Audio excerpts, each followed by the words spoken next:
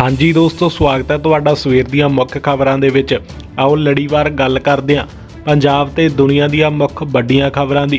Video शुरू करन तो पहलां like ते शेयर जरूर कर दिओ ते साडे नाल जुड़े रहण लई चैनल नूं सबसक्राइब कर लो। तां अज दी पहली वड्डी खबर है, पौने 2 महीनਿਆਂ ਦੇ मगरों रिड़िया पंजाब दे विच पईआ कारोबारियां ते सरकार ने लिया सुख दा साह। ਤਾਂ ਦੋਸਤੋ ਤੁਹਾਨੂੰ ਦੱਸ ਦਈਏ ਕਿ ਪੰਜਾਬ ਦੇ ਵਿੱਚ ਰੇਲ ਸੇਵਾ ਬਹਾਲ ਹੋ ਗਈ ਹੈ। ਮਾਲ ਗੱਡੀਆਂ ਦੀ ਆਵਾਜਾਈ ਵੀ ਸ਼ੁਰੂ ਕਰ ਦਿੱਤੀ ਗਈ ਹੈ। ਜਲੰਧਰ ਤੋਂ ਪਹਿਲੀ ਮਾਲ ਗੱਡੀ ਰਵਾਨਾ ਹੋ ਚੁੱਕੀ ਹੈ। ਤੁਹਾਨੂੰ ਦੱਸ ਦਈਏ ਕਿ ਲਗਭਗ 150 ਕੰਟੇਨਰਾਂ ਨੂੰ ਰਵਾਨਾ ਕੀਤਾ ਜਾਵੇਗਾ। यात्री रेलों भी चलणगीਆਂ। किसान जथेबंदियों के वलों पंजाब दे विच रेल गड्डियां चलाउण नूं लैके दित्ती गई सहमति तो बाद पंजाब दे विच रेल गड्डियां चलणियां शुरू हो गईਆਂ ने ते रेलवे ने इस बारे नोटिफिकेशन भी जारी कर दिता है। अगली खबर है, ब्याह दे विच हुण सिर्फ 100 लोग ही हो सकते ने शामिल, उलंघना ते दर्ज होवेगा मुकदमा। तो दोस्तों, कोरोना की दूजी लहर के खौफ ने सरकारां नूं एक बार फिर तो चौकस कर दिता है। उत्तर प्रदेश के विच कोरोना के प्रसार नूं देखते हुए योगी सरकार ने एक अहम फैसला लिया। ब्याहां का सीजन शुरू होने वाला है तो अजिहे दे विच कोरोना का जोर होर तेज़ होने का खतरा मंडरा रहा है। इसलिए हुण ब्याह दे विच 100 तो वध बंदियां दे शामिल होने की इजाजत नहीं होवेगी ते इस दे बाबत सरकार ने एक सलाहकार भी जारी की है। सलाहकार दे विच कहा गया कि 100 लोगों की समर्था वाले ब्याह विच एक वार दे विच 50 व्यक्तियों नूं शामिल होने की आग्या दी जाएगी। अगली खबर है, संसद मैंबरां नूं हुण बंगले नहीं फ्लैट मिलणगे। 188 करोड़ रुपए खर्च किए जाणगे तैयार। तो दोस्तों, संसद मैंबरां दे लई प्रधानमंत्री नरेंद्र मोदी ने नवे रहायशी स्थानां दा उद्घाटन किया। दिल्ली दे विच संसद भवन तो कुछ 100 मीटर दूरी ते ਇਹ ਸਥਾਨ ਤਿਆਰ ਕੀਤੇ ਗਏ ਹਨ। ਇਹ ਹੁਣ ਬੰਗਲੇ ਨਹੀਂ ਸਗੋਂ ਬਹੁ ਮੰਜ਼ਲੀ ਇਮਾਰਤ ਵਿੱਚ ਤਿਆਰ ਕੀਤੇ ਗਏ ਫਲੈਟ ਹੋਣਗੇ। ਇਸ ਅਪਾਰਟਮੈਂਟ ਲਈ 218 ਕਰੋੜ ਰੁਪਏ ਦਾ ਬਜਟ ਰੱਖਿਆ ਗਿਆ ਸੀ, ਪਰ ਇਸ ਨੂੰ 14% ਘੱਟ ਲਾਗਤ ਭਾਵ ਕਿ 188 ਕਰੋੜ ਰੁਪਏ ਨਾਲ ਤਿਆਰ ਕੀਤਾ ਜਾਵੇਗਾ। ਪ੍ਰਧਾਨ ਮੰਤਰੀ ਨਰਿੰਦਰ ਮੋਦੀ ਨੇ ਦਿੱਲੀ ਦੇ ਬਸੰਬਰ ਦਾਸ ਮਾਰਗ ਤੇ ਬਣਾਏ ਗਏ ਗੰਗਾ ਜਮਨਾ ਸਰਸਵਤੀ ਅਪਾਰਟਮੈਂਟ ਦੇ 76 ਫਲੈਟਸ ਦਾ ਵੀਡੀਓ ਕਾਨਫਰੰਸ ਰਾਹੀਂ ਵੀ ਉਦਘਾਟਨ ਕੀਤਾ। ਅਗਲੀ ਖਬਰ ਹੈ, ਅਸਾਮ ਦੇ ਸਾਬਕਾ ਮੁੱਖ ਮੰਤਰੀ ਤਰੁਣ ਗਗੋਈ ਦਾ ਦੇਹਾਂਤ। ਤਾਂ ਦੋਸਤੋ, ਤੁਹਾਨੂੰ ਦੱਸ ਦਈਏ ਕਿ ਅਸਾਮ ਦੇ ਸਾਬਕਾ ਮੁੱਖ ਮੰਤਰੀ ਅਤੇ ਕਾਂਗਰਸੀ ਨੇਤਾ ਤਰੁਣ ਗਗੋਈ ਦਾ ਗੁਹਾਟੀ ਵਿੱਚ ਦੇਹਾਂਤ ਹੋ ਗਿਆ। ਸੂਬੇ ਦੇ ਸਿਹਤ ਮੰਤਰੀ ਹਿਮੰਤਾ ਬਿਸਵਾ ਸ਼ਰਮਾ ਨੇ ਇਸ ਦੀ ਪੁਸ਼ਟੀ ਕੀਤੀ ਹੈ। ਉਹ ਲੰਬੇ ਸਮੇਂ ਤੋਂ ਬਿਮਾਰ ਸੀ ਤੇ 86 ਸਾਲਾਂ ਦੀ ਉਮਰ ਵਿੱਚ ਉਹ ਆਖਰੀ ਸਾਹ ਲਏ। ਅਗਲੀ ਖਬਰ ਹੈ, ਦਿੱਲੀ ਚੱਲੋ ਪ੍ਰੋਗਰਾਮ ਦੇ ਵਿੱਚ ਕੋਈ ਤਬਦੀਲੀ ਨਹੀਂ। 26 ਤੇ 27 ਨਵੰਬਰ ਦਾ ਪ੍ਰੋਗਰਾਮ ਅਟੱਲ। ਤਾਂ ਦੋਸਤੋ, ਹਰੀਸ਼ ਚੰਦਰ ਬਾਗੋਵਾਲਾ ਆਲ ਇੰਡੀਆ ਕਿਸਾਨ ਸੰਘਰਸ਼ ਕੋਆਰਡੀਨੇਸ਼ਨ ਕਮੇਟੀ ਨੇ ਭਾਰਤ ਦੇ ਕਿਸਾਨਾਂ ਨੂੰ ਸੂਚਿਤ ਕੀਤਾ ਕਿ ਸਾਂਝਾ ਦਿੱਲੀ ਚੱਲੋ ਅੰਦੋਲਨ ਪ੍ਰੋਗਰਾਮ 26 ਅਤੇ 27 ਨਵੰਬਰ ਇਸ ਤੋਂ ਬਾਅਦ ਦੀ ਯੋਜਨਾ ਪਹਿਲਾਂ ਵਾਂਗ ਜਾਰੀ ਹੈ। ਪ੍ਰੋਗਰਾਮ ਦੇ ਵਿੱਚ ਕੋਈ ਤਬਦੀਲੀ ਨਹੀਂ ਕੀਤੀ ਗਈ। ਕਿਸਾਨ ਆਗੂਆਂ ਨੇ ਕਿਹਾ ਕਿ ਏਜੰਸੀਆਂ ਜਿਵੇਂ ਹੀ ਦਿੱਲੀ ਪੁਲਿਸ ਸ਼ਾਂਤਮਈ ਅਤੇ ਲੋਕਤੰਤਰੀ ਅੰਦੋਲਨ ਪ੍ਰੋਗਰਾਮ ਨੂੰ ਅਸਫਲ ਬਣਾਉਣ ਲਈ ਯਤਨ ਕਰ ਰਹੀਆਂ ਨੇ। AIKSC ਨੇ ਕਿਸਾਨਾਂ ਨੂੰ ਕਿਸੇ ਗਲਤ ਜਾਣਕਾਰੀ ਤੇ ਵਿਗਾੜ ਯਤਨਾਂ ਵੱਲੋਂ ਗੁੰਮਰਾਹ ਜਾਂ ਭੁਲੇਖੇ ਵਿੱਚ ਨਾ ਪੈਣ ਦੀ ਅਪੀਲ ਕੀਤੀ ਹੈ। ਅਗਲੀ ਖਬਰ ਹੈ, ਕੈਪਟਨ ਦਾ ਕਾਰਪੋਰੇਟ ਕੰਪਨੀਆਂ ਨੂੰ ਫਸਲਾਂ ਖਰੀਦਣ ਦਾ ਖੁੱਲ੍ਹਾ ਸੱਦਾ, ਰੱਖੀ ਇਹ ਸ਼ਰਤ। ਤਾਂ ਦੋਸਤੋ, ਪੰਜਾਬ ਦੇ ਮੁੱਖ ਮੰਤਰੀ ਕੈਪਟਨ ਅਮਰਿੰਦਰ ਸਿੰਘ ਨੇ ਕਿਹਾ ਕਿ ਪੰਜਾਬ ਕਾਰਪੋਰੇਟ ਕੰਪਨੀਆਂ ਦਾ ਸੂਬੇ ਵਿੱਚੋਂ ਅਨਾਜ ਖਰੀਦਣ ਵਿੱਚ ਸਵਾਗਤ ਕਰਦਾ ਹੈ। ਬਸ ਸ਼ਰਤ ਇਹ ਹੈ ਕਿ ਉਹ ਮੌਜੂਦਾ ਮੰਡੀ ਪ੍ਰਣਾਲੀ ਦੀ ਪਾਲਣਾ ਕਰਨ। ਮੰਡੀਕਰਨ ਪ੍ਰਣਾਲੀ ਕਿਸਾਨਾਂ ਤੇ ਆੜ੍ਹਤੀਆਂ ਦੇ ਨਜ਼ਦੀਕੀ ਸੰਬੰਧਾਂ ਤੇ ਬਣੀ ਹੈ। ਕੈਪਟਨ ਨੇ ਭਾਰਤੀ ਜਨਤਾ ਪਾਰਟੀ ਤੇ ਉਹਨਾਂ ਦੇ ਦੋਸ਼ਾਂ ਨੂੰ ਖਾਰਜ ਕਰ ਦਿੱਤਾ, ਜਿਸ ਵਿੱਚ ਭਾਜਪਾ ਨੇ ਕਾਂਗਰਸ ਅਤੇ ਹੋਰ ਵਿਰੋਧੀ ਪਾਰਟੀਆਂ ਤੇ ਕਿਸਾਨਾਂ ਨੂੰ ਗੁੰਮਰਾਹ ਕਰਨ ਦਾ ਦੋਸ਼ ਲਾਇਆ ਸੀ। ਅਗਲੀ ਖਬਰ ਹੈ, ਪੰਜਾਬ ਦੇ ਵਿੱਚ ਠੰਡ ਨੇ ਤੋੜਿਆ 10 ਸਾਲ ਦਾ ਰਿਕਾਰਡ। ਨਵੰਬਰ ਦੇ ਵਿੱਚ ਹੀ ਜਨਵਰੀ ਵਾਲਾ ਹਾਲ। ਤਾਂ ਦੋਸਤੋ, ਪੰਜਾਬ ਦੇ ਵਿੱਚ ਸਵੇਰ ਤੋਂ ਮੌਸਮ ਬਦਲਣਾ ਸ਼ੁਰੂ ਹੋ ਜਾਂਦਾ ਹੈ। ਸਵੇਰ ਕੁਝ ਚੰਗੀ ਧੁੱਪ ਰਹੀ, ਪਰ ਦੁਪਹਿਰ ਤੋਂ ਬਾਅਦ ਬੱਦਲਬਾਈ ਤੋਂ ਬਾਅਦ ਜਿਸ ਕਰਕੇ ਮੌਸਮ ਦੇ ਵਿੱਚ ਬਹੁਤ ਚੇਂਜ ਦੇਖਣ ਨੂੰ ਮਿਲਿਆ, ਜਿਸ ਦੇ ਨਾਲ ਸੀਤ ਲਹਿਰ ਦਾ ਦੌਰ ਵੇਖਿਆ ਗਿਆ। ਦੀਵਾਲੀ ਦੇ ਮਗਰੋਂ ਪਏ ਮੀਂਹ ਅਤੇ ਪਹਾੜਾਂ ਦੇ ਵਿੱਚ ਹੋਈ ਬਰਫ਼ਬਾਰੀ ਨੇ ਤਾਪਮਾਨ ਨੂੰ ਹੇਠਾਂ ਲਿਆਂਦਾ। ਇਸ ਦੇ ਨਾਲ ਹੀ ਦੱਸ ਦਈਏ ਕਿ ਪਿਛਲੇ 10 ਸਾਲਾਂ ਵਿੱਚ ਇਹ ਪਹਿਲੀ ਵਾਰ ਹੋਇਆ ਜਦੋਂ ਜਨਵਰੀ ਦੀ ਠੰਡ ਲੋਕਾਂ ਨੇ ਨਵੰਬਰ ਵਿੱਚ ਹੀ ਮਹਿਸੂਸ ਹੋਣੀ ਸ਼ੁਰੂ ਹੋ ਗਈ ਹੋਵੇ। ਅਗਲੀ ਖਬਰ ਹੈ, ਸਿੱਖਿਆ ਬੋਰਡ ਨੇ ਲਿਆ ਵੱਡਾ ਫੈਸਲਾ, ਵਿਦਿਆਰਥੀਆਂ ਤੇ ਬੋਝ ਘਟਾਇਆ। ਤਾਂ ਦੋਸਤੋ, ਤੁਹਾਨੂੰ ਦੱਸ ਦਈਏ ਕਿ 9ਵੀਂ ਤੋਂ ਲੈ ਕੇ 12ਵੀਂ ਤੱਕ ਦੇ ਸਿਲੇਬਸ ਵਿੱਚ ਕਟੌਤੀ ਤੋਂ ਬਾਅਦ SCRT ਨੇ 6ਵੀਂ ਤੋਂ ਲੈ ਕੇ 8ਵੀਂ ਜਮਾਤ ਦੇ ਵਿਦਿਆਰਥੀਆਂ ਨੂੰ ਵੀ ਰਾਹਤ ਦਿੱਤੀ ਹੈ।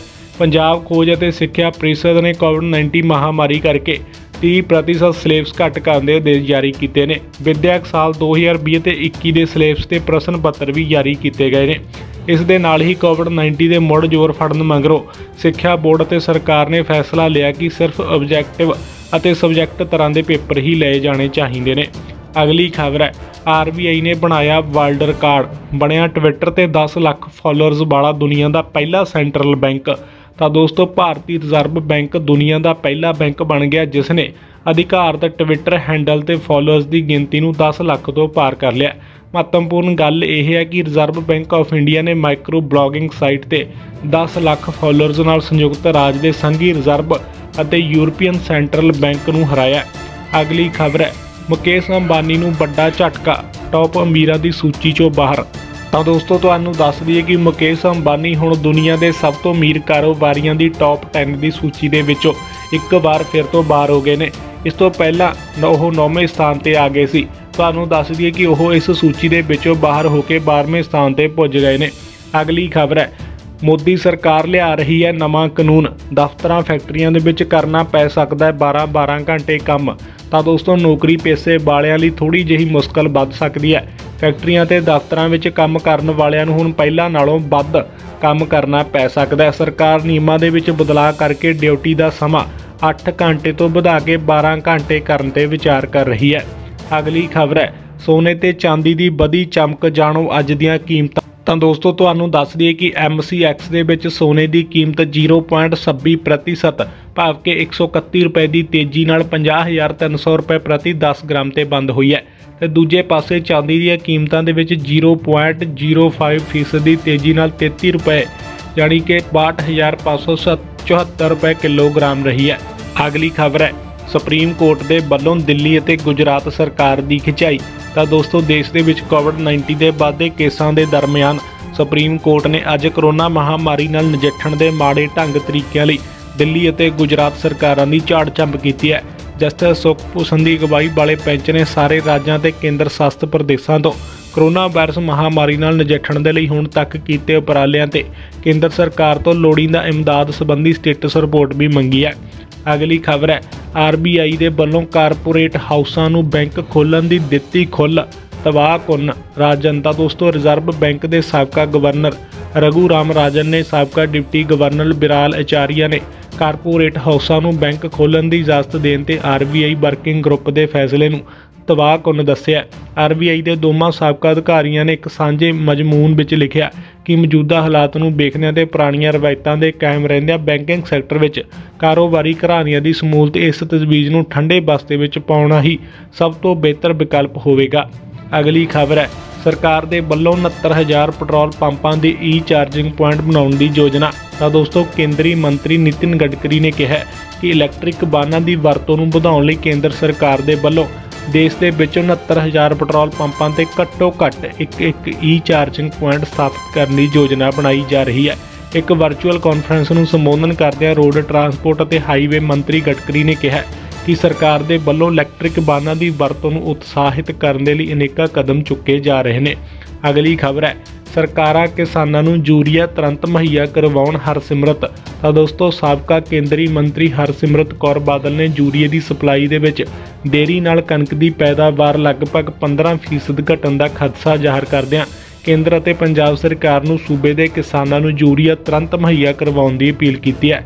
ਉਹਨਾਂ ਨੇ ਕਿਹਾ ਕਿ ਸਮਾਂ ਤੇਜ਼ੀ ਨਾਲ ਲੰਘ ਰਿਹਾ ਤੇ ਇਸ ਗੱਲ ਦਾ ਕੋਈ ਯਕੀਨ ਨਹੀਂ ਕਿ ਲੋੜੀਂਦਾ ਯੂਰੀਆ ਕਦੋਂ ਮਿਲੇਗਾ। ਅਗਲੀ ਖਬਰ ਹੈ, ਦੇਸ਼ ਦੇ ਵਿੱਚ ਕੋਵਿਡ ਕੇਸਾਂ ਦੀ ਗਿਣਤੀ 91 ਲੱਖ ਤੋਂ ਟੱਪੀ।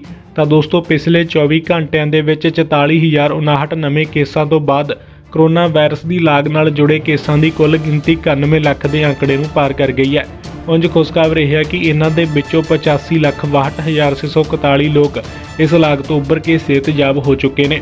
ਕੇਂਦਰੀ ਸਿਹਤ ਮੰਤਰਾਲੇ ਵੱਲੋਂ ਅੱਜ ਸਵੇਰੇ ਜਾਰੀ ਕੀਤੇ ਅੰਕੜਿਆਂ ਦੇ ਮੁਤਾਬਕ ਦੇਸ਼ ਦੇ ਵਿੱਚ ਕਰੋਨਾ ਵਾਇਰਸ ਕੇਸਾਂ ਦੀ ਗਿਣਤੀ ਵੱਧ ਕੇ 91,39,865 ਹੋ ਗਈ ਹੈ ਤੇ ਇਸ ਦੌਰਾਨ 511 ਹੋਰ ਮੌਤਾਂ ਤੋਂ ਬਾਅਦ ਕਰੋਨਾ ਵਾਇਰਸ ਕਰਕੇ ਦਮ ਤੋੜਨ ਵਾਲਿਆਂ ਦੀ ਗਿਣਤੀ ਵੱਧ ਕੇ 1,33,738 ਹੋ ਗਈ ਹੈ। ਅਗਲੀ ਖਬਰ ਹੈ, ਕਿਸਾਨਾਂ ਲਈ ਲੰਗਰ ਪਾਣੀ ਦਾ ਇੰਤਜ਼ਾਮ ਦਿੱਲੀ ਗੁਰਦੁਆਰਾ ਪ੍ਰਬੰਧਕ ਕਮੇਟੀ ਕਰੇਗੀ। ਤਾਂ ਦੋਸਤੋ, ਦਿੱਲੀ ਸਿੱਖ ਗੁਰਦੁਆਰਾ ਪ੍ਰਬੰਧਕ ਕਮੇਟੀ ਦੇ ਪ੍ਰਧਾਨ ਮਨਜਿੰਦਰ ਸਿੰਘ ਸਰਸਾ ਨੇ ਕਿਹਾ ਕਿ ਕੇਂਦਰ ਦੇ ਕਾਲੇ ਕਾਨੂੰਨਾਂ ਖਿਲਾਫ ਦਿੱਲੀ ਰੋਸ ਪ੍ਰਦਰਸ਼ਨ ਕਰਨ ਆ ਰਹੇ ਕਿਸਾਨਾਂ ਵੱਲੋਂ ਰਾਸ਼ਨ ਇਕੱਠਾ ਕਰਨ ਦੀਆਂ ਰਿਪੋਰਟਾਂ ਉਹਨਾਂ ਨੇ ਵੇਖੀਆਂ ਹਨ ਤੇ ਉਹ ਦਿੱਲੀ ਆ ਰਹੇ ਕਿ ਸਾਰੇ ਕਿਸਾਨਾਂ ਨੂੰ ਅਪੀਲ ਕਰਦੇ ਨੇ ਕਿ ਉਹ ਲੰਗਰ ਜਾਂ ਰਾਸ਼ਨ ਪਾਣੀ ਦਾ ਫਿਕਰ ਨਾ ਕਰਨ।